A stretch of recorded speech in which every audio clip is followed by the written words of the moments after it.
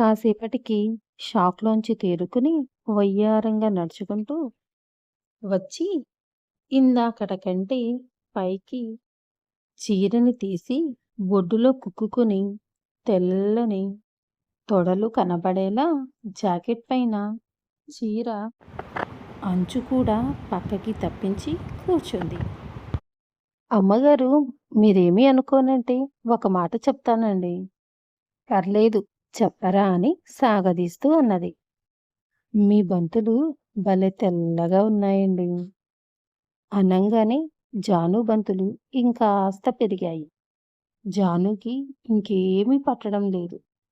ఆ అనకొండని చూసిన కాడ నుంచి సమాధానం చెప్పకపోయేసరికి రంగడు దగ్గరగా వచ్చి అమ్మగారు అని భుజం మీద చెయ్యి వేశాడు. అబ్బా అంటూ తమకంతో కళ్ళు మూసుకుంది.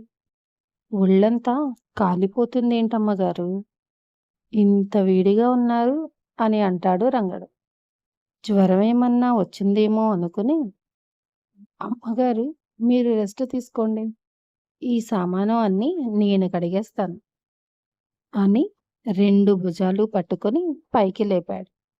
వాడి స్పర్శకి తాళలేక, నేను చిన్నపిల్లాడు అనుకున్నది ఇంతటి మగధీరుడు మరెక్కడా దొరకడు అని భావించుకుంటుంది. అనుకుంటూ పైకి లేసేసరికి కాలు స్లిప్ అయ్యి పక్కకు పడబోతుంటే రంగడు వాటేసుకున్నట్టు గట్టిగా పట్టుకున్నాడు.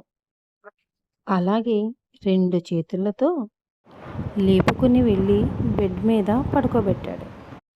ఆగండి అమ్మగారు, వేడి నీళ్లు కాపడం పెడితే జ్వరం దెబ్బకి తగ్గుతుంది అని వేడి నీళ్లు తీసుకువచ్చాడు. దానికి నాకు జ్వరం తగ్గదురా అని దీర్ఘం తీసింది జాను. మరి ఎలాగైతే తగ్గుతుందమ్మగారు అని అడుగుతాడు అమాయకంగా.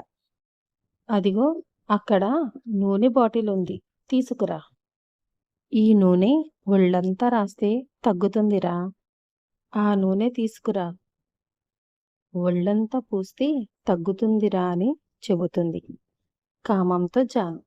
అలా కైపుగా అడిగేసరికి మనసు అదోలా పీకేసింది. సరే అమ్మగారు, తెస్తాను ఉండండి అని చెప్పి వెళ్ళి ఆ నూనె తీసుకుని వచ్చాడు. సరే అమ్మగారు అంటూ పాదాల నుంచి కొద్ది కొద్దిగా రాయడం మొదలుపెట్టాడు. మోకాళ్ళ వరకు వచ్చిన తరువాత, అమ్మగారు చీర కొంచెం పైకి జరపండి అని చెప్తాడు.